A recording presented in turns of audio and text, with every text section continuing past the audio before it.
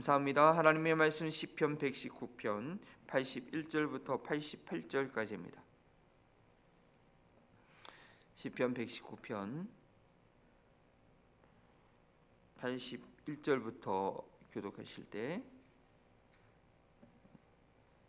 제가 먼저 81절 읽겠습니다. 오늘 본문이 11번째 본문입니다. 나의 영혼이 주의 구원을 사모하기에 피곤하오나 나는 주의 말씀을 바라나이다.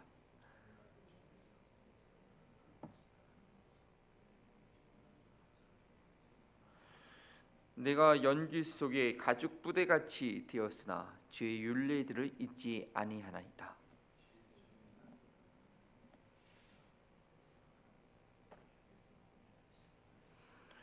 주의 법을 따르지 아니하는 교만한 자들이 나를 해하려고 웅덩이를 팠나이다.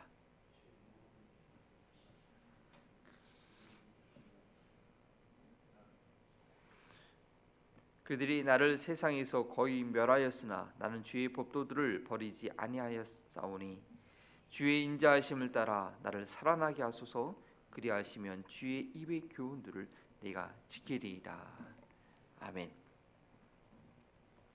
11번째 단락 카프라는 그런 알파벳으로 시작되는 단어입니다.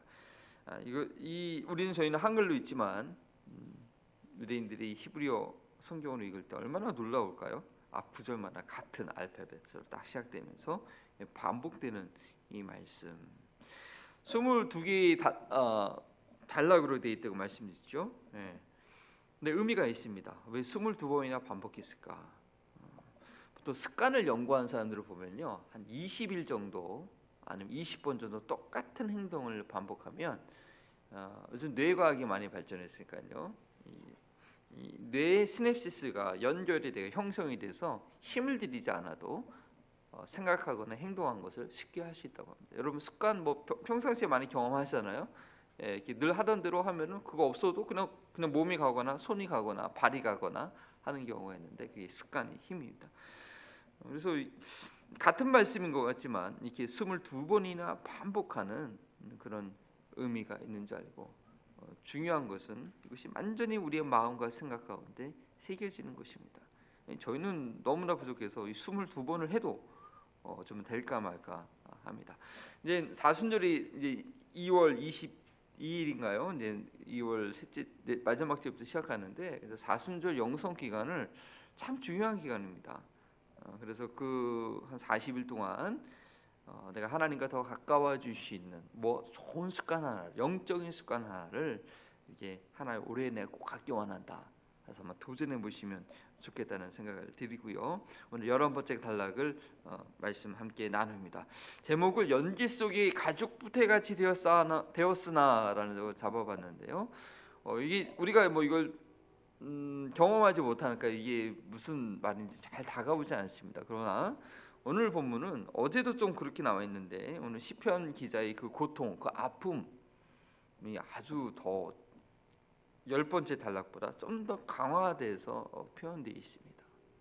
그럼에도 불구하고 그 고통 가운데 하나님의 심판과 하나님의 심판을 소망하되 말씀 가운데 있기 때문에 확신을 가지고 악을 행하는 자들을 심판해 주시고, 저는 그 고통 가운데 연길 속에 가죽 부대 같은 그 고통 가운데도 주님의 말씀을 잊지 않겠다, 주님의 말씀을 붙잡겠다라는 그런 내용입니다.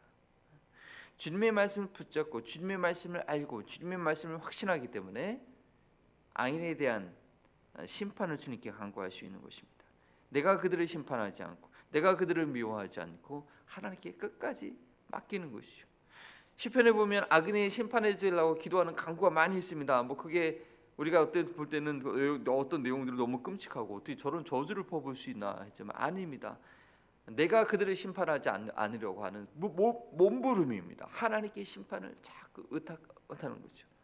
내가 저들을 미워하거나 내가 저들을 외면하는 것이 아니라 하나님께서 다루어달라고 그렇게 간구하는 것이죠. 근데 그 제대로 되려면 하나님의 진리의 말씀이 내 안에 있을 때 제대로 된 간구를 할 수 있는 것입니다.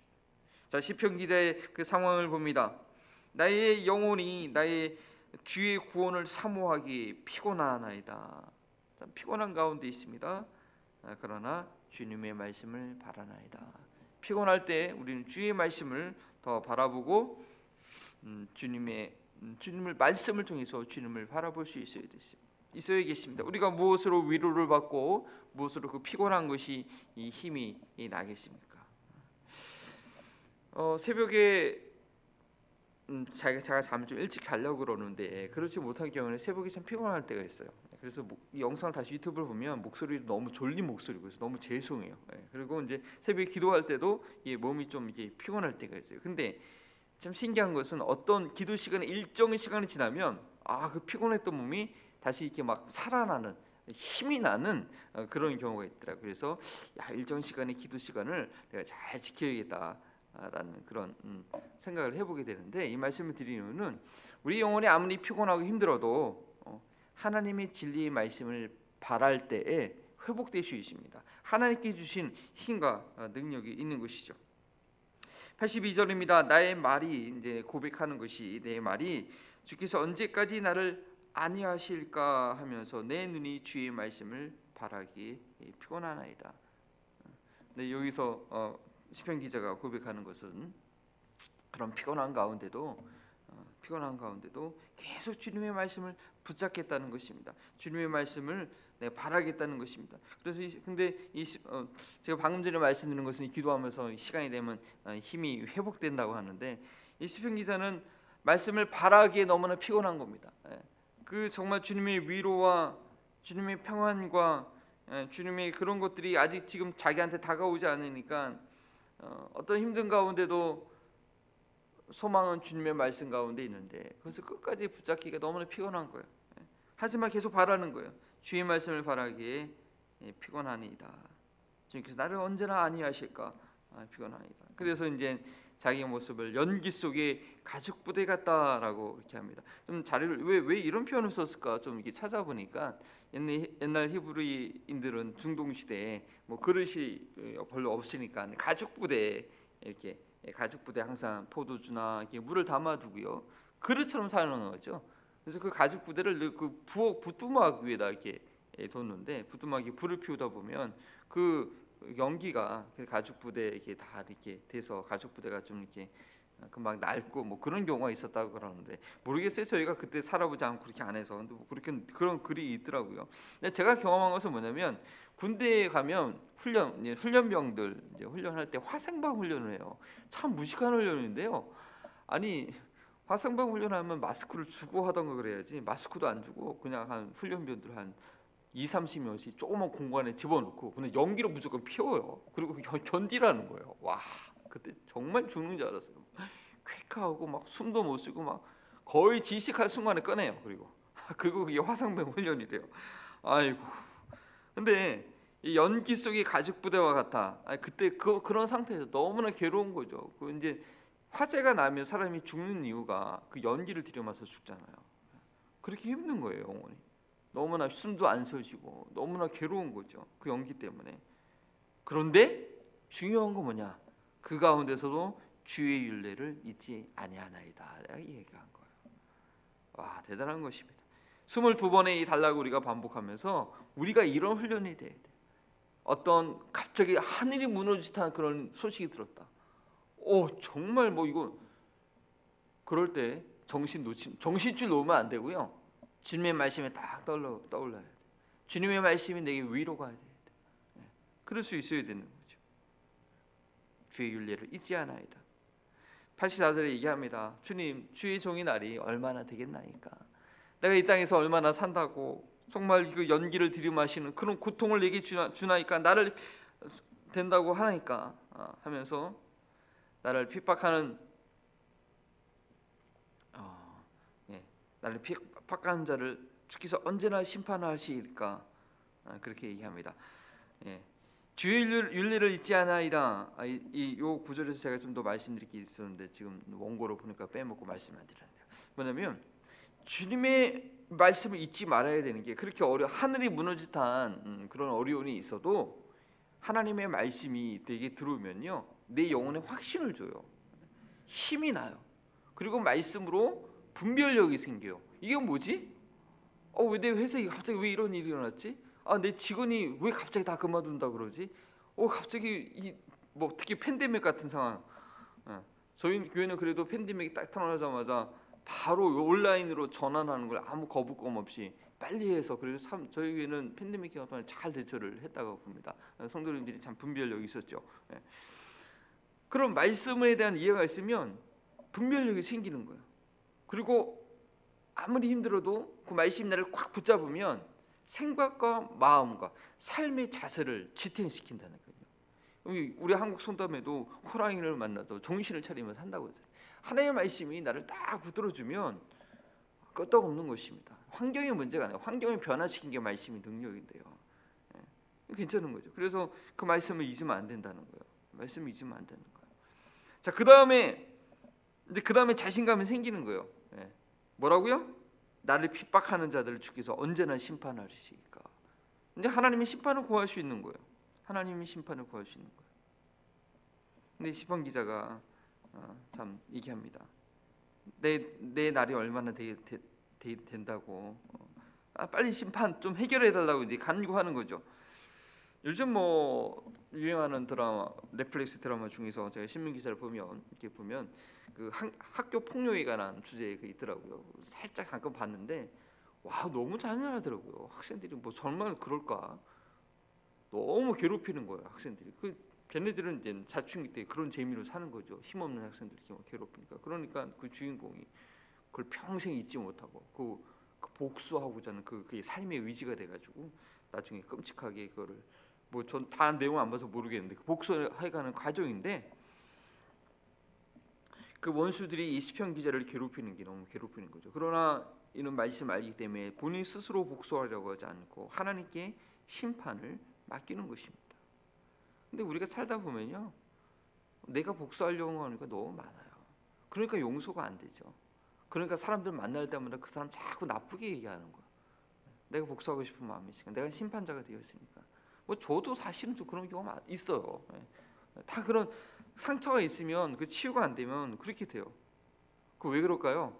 이 기도를 안 해서 그래요. 하나님 언제 심판하시겠어요? 빨리 심판해 달라고. 그래서 솔직히 우리 인간은 연약하기 때문에 하나님이 심판하는 모습을 봐야 위로가 돼요, 사실은. 야, 나를 그렇게 괴롭히더니 결국 그렇게 됐구나. 그러면 불쌍한 마음이 생겨요. 그제서야 불쌍한 마음이 생겨서 그 사람을 더 이상 원망하거나 저주하지 않고 그 사람을 내 마음에서 이렇게 놓게 되죠. 참 우리 하나님께서 우리 연약함을 아세요. 근데 하나님이 심판하셔야지 제대로 심판이 되는데 내가 섣불리 심판하려고 그러죠. 내가 좀 어떻게 해보려고 그러잖아요. 그 드라마 주인공처럼. 그럼 망하는 거예요. 심판도 안 돼요. 자기도 망하는, 자기가 먼저 망해요. 심판하려다가. 하나님이 손봐 주셔야지. 하나님이 해야지 정확하게, 정확한 미사일처럼, 정밀 사격처럼 정확하게 해결이 되는 것입니다. 괜히 내가 섣불리 나서면요 되지도 않고요. 그 자기만 망하는 길이에요. 그리고 우리 하나님 무서우신 분입니다.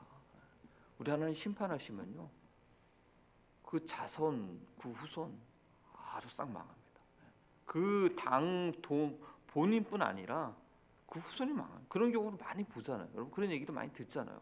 정말 두려워요.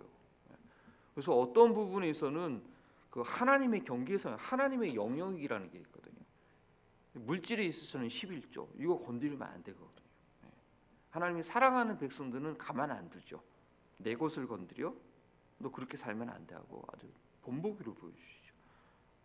다윗이 대단했던 것이 하나님을 경외하는 마음이 있었기 때문에, 그는 하나님을 경외하는 것이 있었기 때문에 하나님의 영역이 뭔지 알았어요. 자기가 침범하지 않았어요. 그 내가 침범하면 죽는 거 아니까. 그래서 어떤 경우에 하나님께서 보여주십니다. 네가 내 영역을 침범해?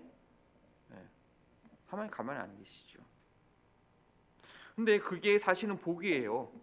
왜냐? 영원한 심판, 이 땅에서 심판받는 것 그래봤자 뭐 길어야 100년인데요. 그러고 마는 거죠. 그래서 그 심판을 받고 철저한 심판을 받고 회개하고 돌아키게 되면 다행히 은혜죠, 그게. 근데 그런 심판이 주어지지 않아서 내가 잘한 줄 알고 이렇게 살다가 마지막 그 영원한 심판을 받게 되면 어떻게 돼요? 안 되죠. 그래서 이 시편 기자가 주께서 언제 심판하실까, 그거 참 복된 기도입니다. 그래서 영혼 살려달라는 거거든요. 그래서 그 영혼은 그렇게 심판받아서 회복이 돼야 되죠. 그리고 그런 하나님의 아주 무시무시한 철저한 심판이 요한계시록에 나와 있는 거예요. 근데 요한계시록의 심판은 두 가지예요. 심판을 받아도 끝까지 회개하지 않는 사람들 있잖아요. 그렇게 되면 안 되고요. 그 심판을 정말 그렇게 하면 안 되는 거구나. 옆에 있는 사람들이 그 증거가 되거든요. 하나님의 말씀이 두렵고 무섭구나. 옆에 있는 사람도 증거가 되죠. 잘하는 것도 증거가 되지만 잘못하는 것도 증거가 되는 것입니다. 그래서 주께서 언제나 심판하시리까 이렇게 기도를 합니다. 우리도 이런 기도가 필요합니다. 왜냐? 내가 복수하지 않기 위해서, 내 마음 가운데 미움이 남지 않기 위해서 이것이 필요합니다. 하나님 앞에 토로해야 됩니다. 자, 주의 법을 따르지 아니하는 교만한 자들이 누구냐? 그 마음에 주님의 법이 없습니다. 자기가 기준입니다. 말씀을 봐도 자기가 원하는 대로 해석하고 자기가 원하는 대로 적용합니다. 주의 말씀이 없는 그런 교만한 자들이 주의 법을 따르지 않고 나를 해하려고 웅덩이를 팠다고 합니다. 그들은요 이유 없이 나를 핍박한다고 합니다. 이유 없이 나를 도우소서. 근데 이걸 알 수 있는 게 어제 말씀처럼 내 마음이 주의 율법에 완전했기 때문에 이렇게 얘기할 수 있는 거예요. 하나님 말씀이 날 비춰보니까 지금 좁은 길 가고 있는 건 맞아요. 근데 그러니까 이유 없이 그들이 나를 핍박하는 게 맞아요. 그러니까 심판해달라고 기도할 수 있는 거죠. 87절 보십시오. 그들이 나를 세상에서 거의 멀어하였으니 참 이런 상황이 되는 거예요. 하지만 중요한 건 나는 주의 법도들을 잊어버리지 아니하였사옵나이다. 그렇죠? 주님의 심판을 간구할 수 있는 자의 태도입니다. 가죽 부대의 연기 같아도 주의 윤리를 잊지 아니하고 그들이 나를 세상에서 거의 멸하였으나 나는 주의 법도를 잊어버리지 아니하였다. 마지막에 주의 인자하심을 따라 나를 살아나게 하소서. 주의 인자하심을 따라 나를 살아나게 하소서.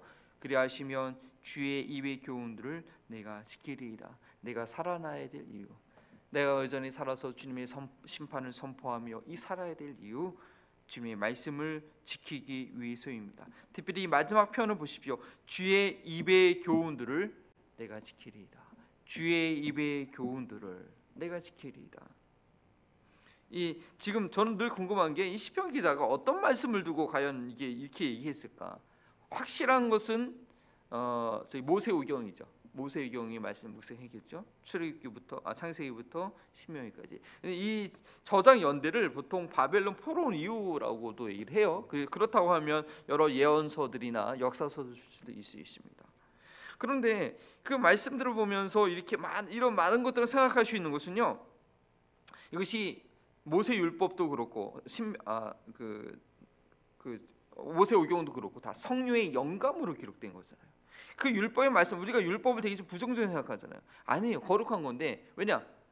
성령의 영감으로 기록되어 있기 때문에 이 말씀을 읽을 때 성령의 영감을 받는 거예요. 그러니까 말씀을 사모하게 되고 그 말씀들을 통해서 그 조명을 받으니까 모든 삶의 원칙들이나 삶의 것들을 깨닫게 되고 거기서 위로가 얻고 그 영혼이 사는 거거든요. 사실은 성경을 읽을 때 문자적으로 읽으면 아무 소용 없습니다. 여기서 이 영감으로 기록된 이 말씀, 동일한 말씀을 읽고 묵상할 때 내게 다가오니까. 그래서 이 모든 문자들을 볼 때, 이 시편 기자들은 이 모든 말씀을 볼 때 이 주의 입의 교훈들로 자기한테 다가오는 거예요. 지금 주님의 입술에서 나오는 교훈들이구나. 내가 그것을 지키리이다. 오늘날 우리 성도들도 설교 말씀을 들을 때 또 목회자가 참 그 역할을 잘 감당해야 되죠. 그러니까 원래는 성숙한 성도들은 이렇게 성경 보기만 해도 영감이 넘치는 거죠. 막 깨달아지는 거예요. 그럴 때가 있어요. 그런데 그게 잘 안 되면 설교를 통해서 목회자가 성령 충만해서 영감 가운데 준비하고 성령의 능력 가운데 선포를 해서 그 영감을 이제 동일하게, 왜냐하면 설교를 준비할 때 그게 느껴지거든요. 그게 전달되어지고 우리 성도들도 이 본문 가지고 설교할 때 설교자가 받은 영감을 설교를 통해서 또 이렇게 경험하게 되는 것입니다. 그래서 설교 듣는 거죠. 그렇지 않으면 왜 여기 자리에 앉으셔서 또 유튜브 앞에 설교 듣겠습니까? 주의 입의 교훈들을 내가 지키리이다. 그러니까 데살로니가 성도들이 사도 바울이 전도할 때 이것을 사람의 말로 받지 않고 하나님의 말씀으로 받았다라고 그렇게 그들의 자세에 대해서 그렇게 얘기하지 않습니까? 왜냐? 그런 은혜를 느끼니까 그렇게 되는 것이죠. 주의 인자하심을 따라 나를 살아나게 하소서. 그리하시면 주의 입의 교훈들을 내가 지키리이다. 오늘 하루 살아가는 이유도, 오늘 하루 우리가 살아야 될 이유도 이런 은혜가 있기를 원합니다. 기도하시겠습니다. 하나님, 시편 기자가 어떠한 고난과 고통 가운데 있는지 우리는 잘 알지 못하지만, 혹이나 우리 교회 성도들의 심령 가운데, 마음 가운데 이런 고통과 고난이 있을 때 아버지, 저들의 마음을 위로하여 주시고 말씀으로 확신 갖게 하여 주시되, 주님의 말씀이 저들의 눈을 밝혀줌으로 인하여 저들이 여전히 좁은 길, 생명의 길 가운데 있음을 알게 하시고, 그 길 가운데 있음을 위로함 받게 하시고, 스스로 원수를 갚으려는 것이 아니라 그 모든 심판을 주님께 담대히 아뢰 수 있는 그런 담대함과 용기를 허락하여 주시옵소서. 그리하여 저들이 계속 견딤으로 인하여서 주님의 말씀을 날마다 지키는 그런 소명 가운데 살아가게 하여 주시옵소서. 감사하며 예수 그리스도의 이름으로 기도합니다. 아멘.